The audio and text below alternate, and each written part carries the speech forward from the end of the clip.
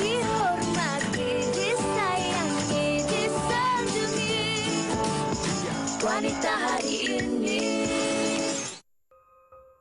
Menurut kajian, rata-rata 68% rakyat Malaysia masih berhutang kerana terpaksa menampung kos perbelanjaan sara hidup harian, bayaran sewa serta membiayai kos pendidikan. Adakah awak wanita terbahagia?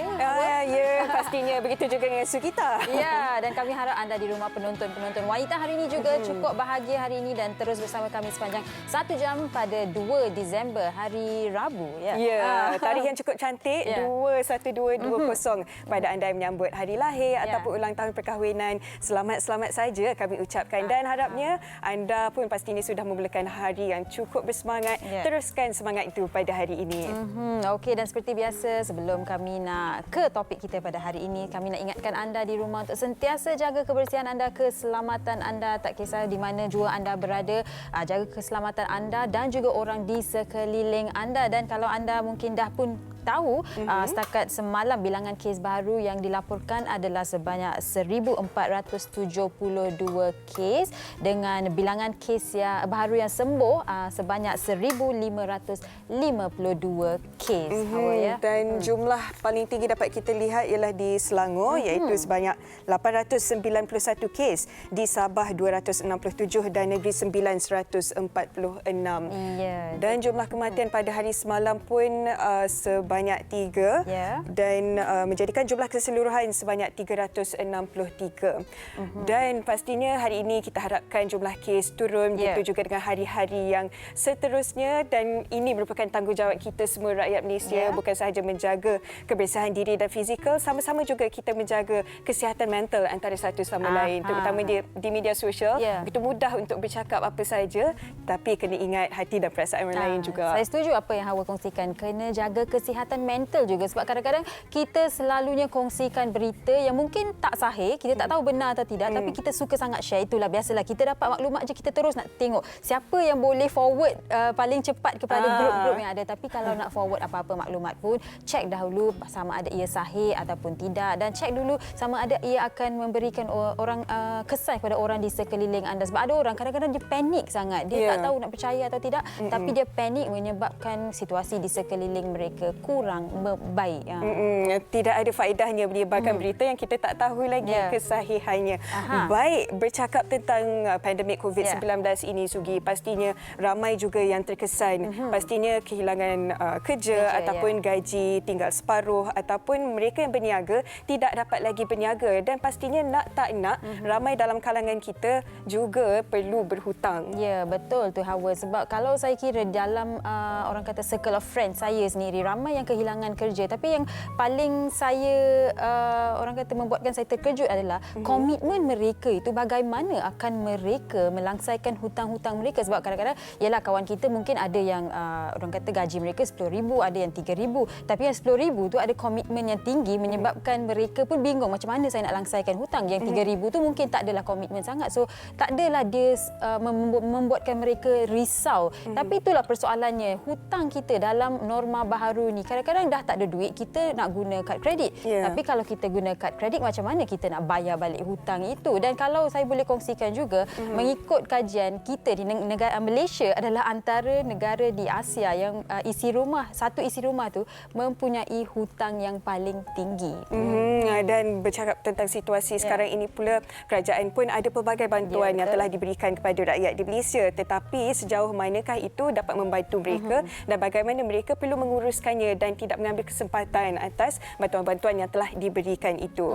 Jadi kalau anda di rumah ada apa-apa persoalan macam mana nak uruskan hutang anda, ataupun dah pun dalam situasi yang orang kata membingungkan anda, mungkin boleh terus ke Facebook WHI TV3 kerana kami akan bersama dengan seorang pakar kewangan yang boleh membantu anda. Mungkin kalau tidak membantu secara langsung, tapi boleh memberikan anda idea macam mana boleh anda uruskan hutang-hutang anda. Jadi jangan lupa terus ke Facebook WHI TV3. Tujukan soalan-soalan anda, masalah-masalah anda. Hari ini kami ingin membantu anda. Kita akan kongsikan bersama pakar kewangan selepas ini. Dan mungkin bukan semua orang dia dah berhutang. Ada yang baru nak mula ada komitmen, baru nak ada komitmen beli kereta ataupun beli rumah. Ini masanya untuk mereka tahu, okey dah mula kena ada bajet, berapa yang perlu disimpan, berapa yang perlu dibelanjakan dan sebagainya. Maklumlah tahun baru mungkin tahun ni Disember bulan terakhir tahun 2020 mereka dah nak orang kata tutup akaun, lepas tu nak tengok bagaimana boleh saya merancang untuk tahun yang baru. Perlukah saya beli katalah nak beli kereta baru? Perlu tak saya membuat komitmen untuk kereta itu? Perlu ke saya beli orang kata rumah yang baru itu? Jadi kalau boleh kami nak memberikan anda pencerahan itu hari inilah. Belanjawan 2021 untuk diri sendiri. Itu yang kita akan bincangkan selepas ini. Kita nak berehat dulu seketika, kembali selepas ini kita belajar cara untuk menguruskan hutang kita. Wanita hari ini. Cara urus hutang dalam normal baru, pastinya dalam situasi pandemik COVID-19 ini sedikit sebanyak memberi kesan dalam setiap daripada kita yang terjejas pendapatannya. Dan pada hari ini bersama kita di studio ialah pakar kewangan Encik Syamsuddin Kadir. Apa khabar Encik Syamsuddin? Sihat ya Encik Syamsuddin. Saya dengan Hawa dah macam masuk lecture hall dengan whiteboard, dengan marker pen, dan ini lecturer kita buat hari ini Encik Syamsuddin Kadir. Okey, baik Encik Syamsuddin. Banyak yang kita nak ketahui mengenai cara menguruskan hutang dalam normal baru, tapi sebelum itu kita nak saksikan sebuah laporan berkaitan dengan topik kita pada hari ini. Silakan. Abang handsome, kau nak lari mana? Ha? Mana lari? Mana duit yang kau janji nak bayar tu? Aku memang nak bayar, aku cuma tak jumpa korang je. Ini je yang kau ada? Kau adalah hutang bos aku. Mana cukup bro? Aku tahulah, kau datang jumpa tiba-tiba mana aku ada duit. Nanti aku bayarlah, lagi pun sekarang ni aku tengah proses nak jual rumah. Aku dapat jual nanti, aku bagi semualah, aku bayar habislah. Okey tak apa. Aku bagi kau tempoh seminggu. Dalam masa seminggu, kau tak bayar, kepala kau. Setiap individu mempunyai alasan tersendiri mengapa mereka berhutang. Ada yang berhutang untuk kepentingan peribadi, ada juga yang berhutang kerana terpaksa. Pengurusan hutang sering dianggap rumit kerana kurangnya ilmu pengetahuan dari segi pengurusan kewangan yang teratur. Menurut kajian, rata-rata 68% rakyat Malaysia masih berhutang kerana terpaksa menampung kos perbelanjaan sara hidup harian, bayaran sewa serta membiayai kos pendidikan. Tambahan pula, akibat daripada pandemik COVID-19, krisis ekonomi dunia juga mengalami kemelesetan. Menurut Menteri Kewangan, Datuk Seri Tengku Zafrul Tengku Abdul Aziz, lebih daripada 700,000 rakyat Malaysia memohon untuk melaksanakan fasa kedua moratorium. Walaupun begitu, masih ada sesetengah individu yang bersikap boros dan membazir dengan tidak memanfaatkan bantuan yang diberikan dengan membuat pengurusan kewangan yang baik. Seterusnya akan membawa kesan yang buruk buat mereka. Berdasarkan statistik Polis Diraja Malaysia, sebanyak 266 kes bunuh diri dilaporkan akibat tekanan dengan bebanan hutang yang ditanggung sepanjang tempoh pandemik COVID-19. Oleh itu, masyarakat haruslah bersikap lebih peka dan lebih berdisiplin dalam menguruskan kewangan mereka sendiri. Persoalannya, sejauh manakah kesedaran masyarakat kita tentang kepentingan untuk membayar semula hutang yang tertunggak? Bagaimana sebenarnya cara untuk mengatasi masalah dengan betul dan teratur? Mengenai hutang ni, kita semua, hampir semua orang tak nak orang kata berkait rapat dengan perkataan itu, tapi nak tak nak semua orang berhutang. Kita nak belajar, kita berhutang, kita nak beli kereta berhutang, nak beli rumah berhutang, kadang-kadang beli benda yang tidak diperlukan pun berhutang juga. Tapi itu yang bahaya tu. Ya, itu yang bahaya. Encik Syamsuddin, bila kita cakap mengenai hutang seperti yang dikatakan dalam laporan, mungkin ramai orang kurang pendedahan ataupun orang kata awareness itu mengenai hutang itu sendiri. Semua orang kaitkan hutang itu seperti satu benda yang negatif. Mengerikan. Mengerikan. mengerikan, betul. Mungkin Encik Samsudin boleh kongsikan hutang ni ada hutang baik, hutang tak baik. Yang tak baik yang kita tak nak, tapi hutang baik tu. Secara asasnya terdapat dua jenis hutang. Ada hutang yang buatkan kita semakin lama semakin kaya dan ada hutang yang buatkan kita semakin lama semakin miskin. Jadi hutang yang buatkan kita semakin lama semakin kaya ni nak ambil boleh, cuma nak kena kira sikitlah. Yang tak boleh ambil tu hutang yang buatkan kita semakin lama semakin miskin. Ambil macam mana pun 99% memang miskin lah kita ya. Hutang yang buatkan kita semakin lama semakin kaya adalah hutang beli rumah. Tapi rumah pun rumah yang kita mampu, bukan yang bank luluskan. Bank lulus dengan mampu dua benda yang berbeza. Sebab contoh kita duk tanggung mak kita ataupun kita ada anak OKU ke dan sebagainya, itu tak ada dalam pengetahuan bank. Kita yang tahu. Jadi jumlah yang rumah yang kita nak ambil ni bukan yang layak, yang kita rasa mampu bayar. Layak mungkin RM500,000, mampu bayar RM200,000 je. Itu rumah RM200,000 ya. Okey, yang hutang yang membuatkan kita semakin lama semakin miskin adalah hutang kad kredit. Kad kredit ni hutang dia akan buatkan hutang kita kalau let's say RM2,000 hari ni, dia akan jadi RM4,000 satu kali ada RM4,000. 4 tahun daripada sekarang. 4 akan jadi 8, 16. Bertambah. Maknanya 4 tahun sekali dia akan satu kali ganda. Kalau RM5,000 dia akan jadi RM10,000. Yang kedua adalah hutang ahranu. Memang musim ni memang terpaksalah gadai, tak apa. Tapi jangan kalau boleh jangan lebih sampai 6 bulan. Ya, contoh kita ada bantuan tu yang kita plan ni, bantuan apa yang ada tahun ni yang kerajaan bagi yang kita boleh ambil duit kita sendiri, contohnya Aisina, Ailestari dan sebagainya. Itu kita nak susung supaya kita boleh ambil dalam masa 6 bulan. Yang ketiga adalah hutang pembiayaan peribadi. Ramai tengok nombor tu alah 2 je, murah 3. Dia macam kita tadikan dulu kita duk belajar nombor 2 ni kecil pada nombor 4 betul. Masuk sekolah rendah nombor angka besar boleh tolak angka kecil, 4 tolak 2. Okey. Masuk sekolah menengah dia terbalik pula dia kata angka kecil boleh tolak angka besar, cuma jadi negatif. Pening dah kalau yang belajar sekolah apa ni cikgu sekolah dah kata angka kecil tak boleh tolak. Okey, dalam dunia realiti kita nampak pembiayaan peribadi 3% atau 4% dengan dibandingkan pembiayaan rumah 6 yang 4% tu lagi mahal secara umumnya. Tapi ramai orang ambil yang 4 sebab nampak murah. Jadi hutang pembiayaan ahranu kad kredit ahranu ataupun pajak gadai, pembiayaan peribadi, skim asuransi mudah. Ini adalah hutang-hutang yang membuatkan kita semakin lama semakin miskin. Isu yang banyak saya tengok rakyat Malaysia ni dia lebih kepada hutang miskin. Dia dah ambil hutang miskin memang bertambah miskin, dia kena lebih kaya cepat baru dia boleh settle hutang miskin tu. Itu yang kita tak nak sebenarnya. Adakah sebab mungkin salah faham tentang skim-skim itu, dengan ambil skim tu akan mendapat dengan lebih cepat lagi? Sebab ramai kan dia tunjuk kena raya, kena ubah suai tu. Ubah suai tak ada masalah. Jangan guna duit hutang. Apabila kita guna duit hutang, kita kena faham. Beli meja yang RM5,000, orang kaya beli meja RM5,000 cash. Bayar RM5,000. Kita orang kurang berkaya sikit beli RM5,000 bayar RM7,500. Bertambah-tambah miskin pada orang kaya. Tak boleh lah. Tadi Encik Syamsuddin pun ada cakap tentang kad kredit kan. Jumlahnya akan bertambah dan bertambah. Tapi bagaimana dengan mereka yang begitu terdesak, terpaksa menggunakan kad kredit walau ke pasar raya untuk membeli barang-barang keperluan untuk anak-anak ataupun makanan? Okey, dia secara asas simple je. Pasar raya ni saya tunjuk dia sebut pasar raya. Silakan. Dia apa-apa dia ada strategi kat luar sana untuk mempengaruhi kita. Okey, kenapa troli tu disediakan? Troli. Kalau ikut otak kita, troli disediakan untuk memudahkan kita bawa beli barang. Tapi sebenarnya tak. Dalam pemasaran ni, troli disediakan dalam kebanyakan pasar raya untuk membuatkan kita rasa rendah diri. Kita rasa rendah diri macam mana? Contoh, habis program ni saya nak pergi beli ubat gigi lah ya. Malah nak pegang, bawa troli. Masa saya berjalan, orang semua tengok. Satu je. Hari ni baru 2 hari bulan dah duit dah habis ke? Itu saya akan rasa terhina. Tu yang akan sibuk masuk sampai ke hujung penuh. Sebab tak bawa senarai keluar baru boleh ya. Jadi troli ni salah satunya adalah untuk buatkan kita belanja lebih. So kalau yang mana tak boleh mampu mengawal, bawa bakul je. Berat macam mana bawa bakul. Itu sebab kadang-kadang siapa jumpa saya pasal kadang-kadang saya tak bawa bakul pun, pegang kat tangan je.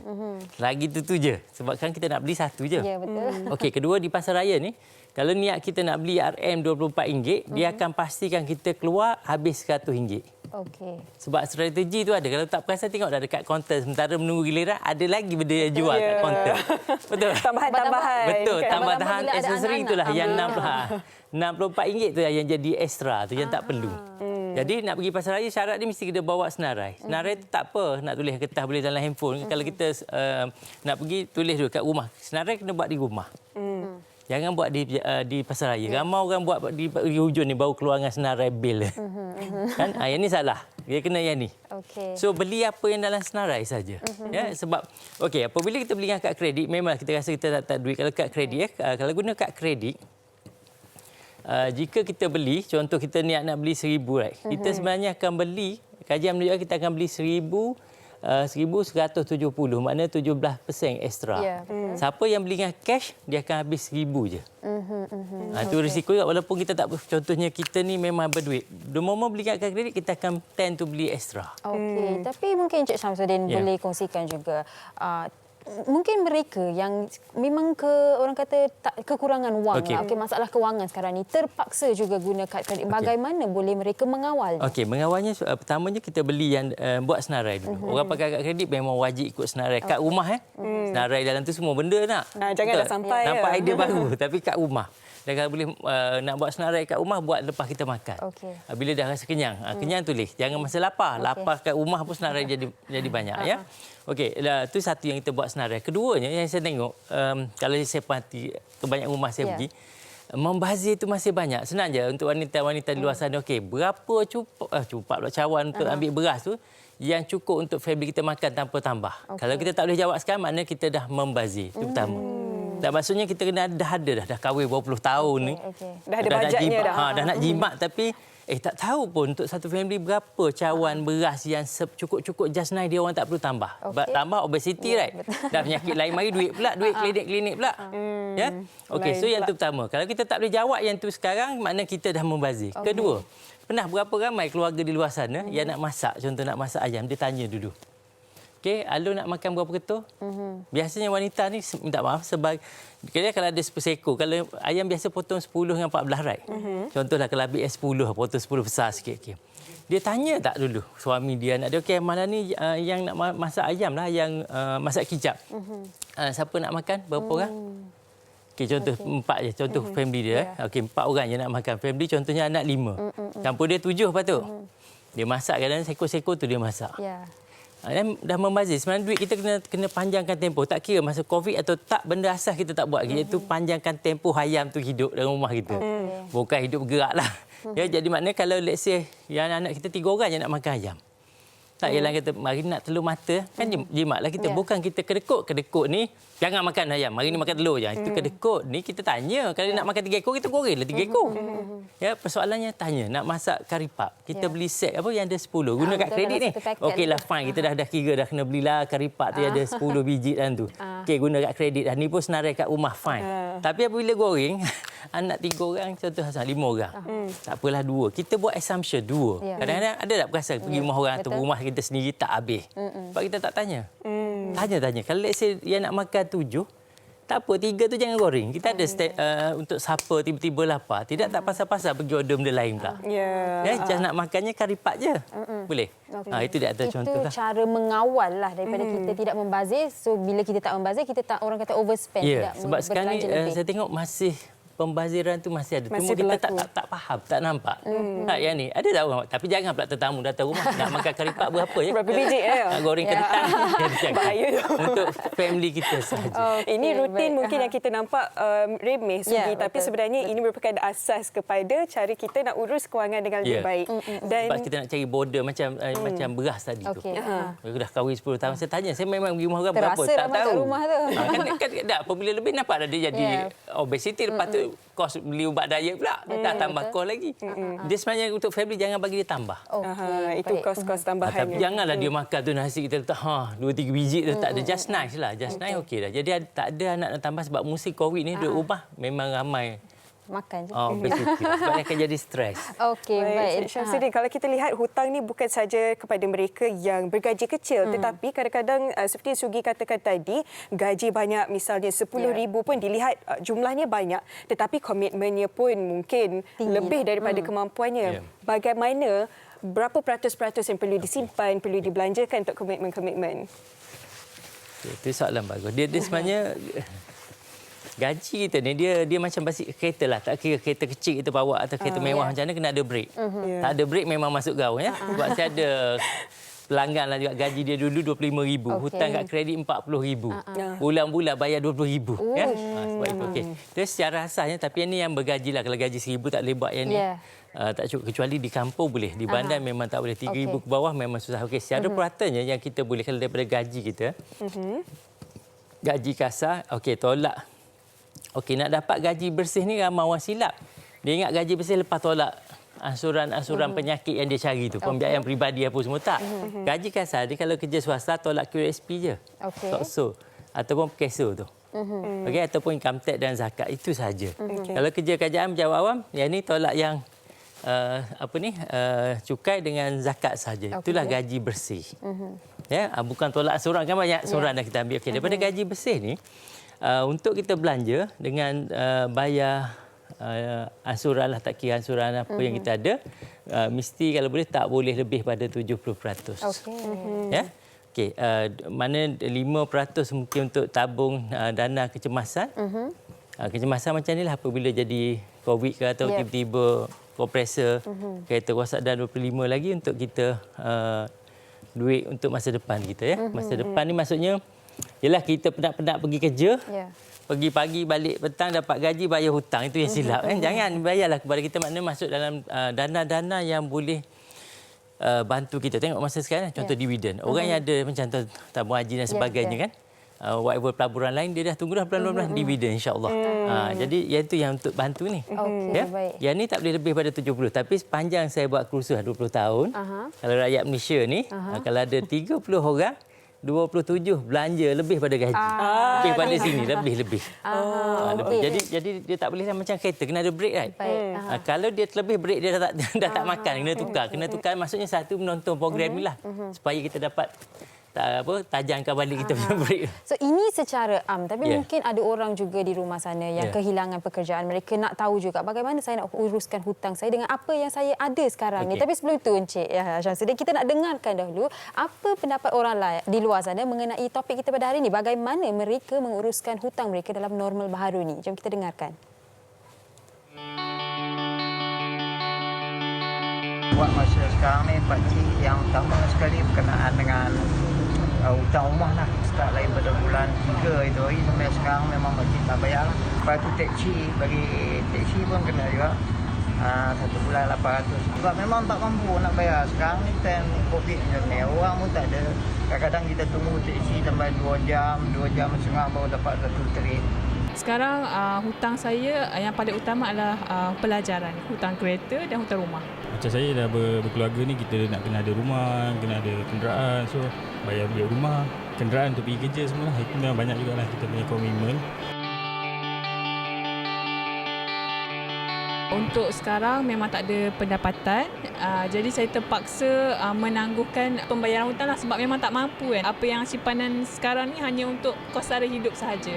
Janganlah kita spend on benda-benda yang tak necessary. Gaji bulanan kita tu kita ketepikan dalam kata 30% ataupun kalau boleh 40% daripada gaji bulanan. Memang pakcik tak bayar. Pakcik memang tak bayar. Apa mana pakcik sekarang ni dah tunggu lah tindakan. Kalau daripada bank tak tahulah. Kalau dia nak tarik ke apa ke. Bila masuk je gaji, so what I do is that I akan tengok portion of nak bayar insurance ke, nak bayar duit rumah ke apa ke. So I ada portion-portion tu dan I akan bayar dulu apa yang sepatutnya I bayar. Rata-rata mengalami situasi di mana sukar membayar hutang, menangguhkan pembayaran balik. Ada individu yang berkata tidak boleh membayar duit teksi, ansuran teksi. Mungkin Encik Syamsuddin boleh memberikan sedikit tips bagaimana bagi mereka yang hilang pendapatan, tidak cukup duit, apa yang perlu mereka lakukan, di mana boleh mereka jimat, apa yang boleh dilakukan dengan duit yang ada. Okey. Jadi sebenarnya apabila ada masalah sebesar mana pun tak ada masalah yang tak boleh diselesaikan. Cumanya isunya kita tak bertanya. Sebab tu ada ubat kepada kebodohan adalah bertanya. Kadang-kadang benda tu simple je tapi kita sebab kita dah bingung situasi kena tanya pendapat kedua, ketiga dan cari orang yang profesional dan sebagainya. Okey. Secara asalnya kalau dengan bank kita boleh berunding dengan bank. Okey, moratorium tu satu. Lain pada moratorium pun boleh. Sebab bank pun dia tak nak menanggung NPL, non performing loan. Last sekali dengan jadi bad debt. Jadi pergi ke bank. walaupun kita masih ada gaji, yalah gaji penuh tak terusik pun. Kalau kita tak boleh, right? Tapi buah kita dah tak bekerja. Dulu dua-dua tanggung. Jadi kita boleh pergi. Yang mana yang hutang dengan komitmen dengan bank, go. Okey. Yang menyewa rumah, saya tengok kekurangan kepada penyewa ni, dia tak nak bertanya kepada tuan rumah.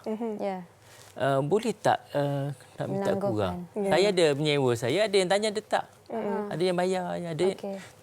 Tuan, saya ni bekerja pun dah potong separuh. Boleh tak nak sewa potong separuh? Saya bagi. Ada penyewa, saya tak bayar sewa pun tak apa. Sebab dia tak ada pendapatan lah. Tak, dia tanya.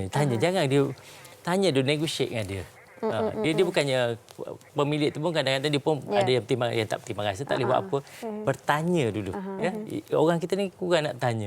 Dia terus bayar je. Jangan. Lepas tu tak bayar langsung. Kalau kata tak apa, bayar je setakat mana nak bayar. Ada 200, kita bayar 200. Okey. Lepas tu yang satu lagi, apabila benda paling utama rumah kita, saya rasa fokus pada benda basic utility. Yang tu nak kena bayar nanti, elektrik tak ada, susah. Air. Okey, cuma utility pun tengoklah kalau kita guna penghawa dingin yang mana bergaji sikit, yang besar ke apa. Suhu kita buat pukul berapa? Pukul berapa nak tutup? Dan tengok setengah rumah orang dia pintu buka. Aircon kan dia akan jadi lebih kuat. Itu benda-benda yang perlu kita perhalusi. Maksudnya di mana kita boleh potong, kita potong. Saya nampak isu sekarang ni kita kena perhalusi banyak benda lah. Dan cuma untuk orang awam yang masih ada gaji, kalau ada sesiapa yang berniaga, support lah. Sekarang ni memang kena support. Walaupun tak rasa lapar, kena support. Tidak, sebab ada yang macam tadi tak bergaji, dah putus pendapatan dah. So mahu tak mahu kita belilah sikit. Baik, dan apa pun gaya hidup pun perlu diubah, perlu dikurangkan. Mungkin kalau sebelum ini berbelanja lebih dengan jenama yang lebih mahal, mungkin selepas ini mungkin jenama yang lebih bersederhana. Baik, bagaimana pula dengan bantuan-bantuan yang telah disediakan kerajaan untuk mereka yang memerlukan, bagaimana mereka perlu memanfaatkannya dan bukan ambil sambil lewa, bukan mengambil kesempatan. Apabila dapat bantuan, seboleh-bolehnya jangan letak dalam akaun tu. Kalau letak akaun tu memang habis sebulan. Sebab sekarang ni duit gaji ke duit apa, dia tumpah lalu je. Jadi kita pecahkan terus. Bantuan-bantuan dapat. Even kalau dapat nanti apa, air sinar dan sebagainya, jangan letak dalam akaun kita. Momen nampak duit banyak tu memang habis. Keluar macam air. Jadi kita ambil tu. Kalau macam kita letak, kita ambil tempat lain. Contoh kalau dapat air sinar nanti RM10,000. Kalau nak guna untuk hidup. Ni bagi memang yang tadi kan tak ada sumber pendapatan dah. So ambil contoh, tengok 500 sebulan boleh tak? Yalah dengan duit-duit lain ada. Kalau tak boleh tambah 700. Jangan setiap bulan okey 1,000. Try ambil sikit. Dan pergi beli ke pasar sekali je. Pergi tu kira habis untuk sebulan. Dan kalau tak boleh sangat, basah-basah ni berhentikan dulu. Maksudnya kita makan telur dengan ikan kering. Tapi jagalah ikan kering tu boleh naik high BP. Kalau ada BP tak boleh lah telur dan semua. Untuk kita memanjangkan tempoh. Sebab kalau pergi ke pasar ni, kalau beli ikan ayam apa memang tak cukup. Memang saya rasa tak cukup. 500 kaduk bandar memang tak cukup. Duit tu pun RM10,000 kalau sebab COVID ni kita tak tahu berapa lama. Yang kita jangka sebulan 2 bulan dah berterusan. Bagi saya perhalusi untuk setiap nak beli tu. Dan senarai memang kena bawa. Baik. Lepas dapat barang tu keluar balik. Jadi secara rumusannya Encik Samsudin, apa yang perlu mereka ketahui dalam aspek menguruskan hutang mereka? Dah banyak yang dikongsikan. Apa yang paling penting sebenarnya? Yang paling penting tu yang tadi kita tengok. Kita ni mengandungi hutang yang buatkan kita semakin lama makin miskin ke tak? Kalau ya, memang kita kena cepat sedaya upaya. Tapi dalam musim ni kalau pendapatan tak ada, negotiate dengan pemberi pinjam. Tapi kad kredit dengan Ahranun tu dua yang paling berbahaya lah. Kalau kita tangguh, tak sempat kita nak kejar sebab kadar dia kad kredit lebih kurang 18%. Ahranun secara asasnya 10 hingga 16 lebih kurang. Kita pula dapat dividen 2-3-4%. No point simpan dividen settle hutang. Tapi apa-apa itulah macam perincikan setiap pembelanjaan kita nak masak ke apa, jangan ada terlebih. The moment dalam family, dan satu lagi makan serentak. Kalau tak makan serentak tak cukup. Ayam ni kalau 4 ketul, anak satu family ada 8, dia akan cukup. Kalau makan serentak. Itu antara tips yang menarik juga tu. Sebab dia boleh share lah. Kalau tak ambil 2 ketul, lepas 3 ketul, habislah. Kan tunggu seorang kita makan, yang orang lain dah ambil. Dah tak cukup. Paksa pergi beli lain. Itu ada extra cost. Bulan hari ini semua orang di rumah akan makan bersama-sama. Baik, Encik Syamsuddin. Kepada mereka yang mempunyai masalah kewangan, kadang-kadang takut untuk kongsikan. Tadi Encik Syamsuddin bercakap hadap seorang-seorang, tapi sebenarnya selain daripada golongan profesional, perlu juga berbincang dengan keluarga tentang masalah ini. Dia sebenarnya walaupun bukan COVID, saya kata ada satu keluarga ni memang bermasalah kewangan. Anak dia baru 4 tahun. Dia tunjuk ni. perbelanjaan keluarga. Walaupun anak 4 tahun, 5 tahun, ayah dia buat rumah, saya suruh buat. Dia bawa anak dia pergi pasar raya, anak dia nak teddy bear satu. Ayah dia pun ambil letak trolley. Dia dah jeli RM19, RM19, tak apalah. Anak tu tanya, berapa ayah? RM19, tak berbaloi. Anak 4 tahun, 5 tahun kalau kita ajar. Dia sebenarnya kalau anak kita dah besar dan kita rasa boleh untuk dia besar, maksudnya kalau dah sekolah okey dah. Tunjuk rumah, so dia kira ni rumah ayah banyak ni. Lama-lama dia tak minta. Ini yang dikatakan pendidikan awal. Sebab kadang-kadang ada ibu bapa yang mungkin merasakan anak kecil je, beli je lah, tak apa, RM20. Tapi RM20 tu dah 5 kali RM100 tu sebenarnya. Dah kena catur. Kalau udang kita nak beli, kalau ni kan beli sekilo tak payah. Okey, anak kita ada berapa? Kalau saya tak ada, nak sekali-sekala boleh kira lah. Kalau ada 7 orang, sama ada tak mampu beli 7 je. Tidak 14. Biar fair. Okey, baik. Kami nak ucapkan terima kasih kepada Encik Syamsuddin sebab banyak yang dikongsikan. Walaupun tips-tips yang kecil, mungkin di rumah kadang-kadang kita tahu, tapi kita lalai. Bila dah banyak sangat orang kata proses harian, kita dah macam biasalah kan. Jadi terima kasih banyak-banyak Encik Syamsuddin. Dan kepada anda di rumah, kami berharap apa yang dikongsikan hari ini banyak memberi manfaat kepada anda dan semoga dipraktikkan supaya boleh menjadi satu orang kata membantu anda dalam proses pengurusan kewangan anda. Terima kasih Encik Syamsuddin. Urus perbelanjaan anda dengan baik dan harapnya segala urusan kita dipermudahkan. Kita di Wanita hari ini nak berehat seketika. Kembali selepas ini. Masa kini dia penyambung warisan Sri Kandidia, lemah lembut baik budi pekerti, tapi cekal hati dia tambah berani pendidik. Pujeri dalam hal jati diri dia, permaisuri kepada si suami kepada anaknya. Dia ratu di hati, tunggak keluarga, kalau bukan dia siapa lagi. Wanita hari ini bijak mengatur, mengurus fatwa.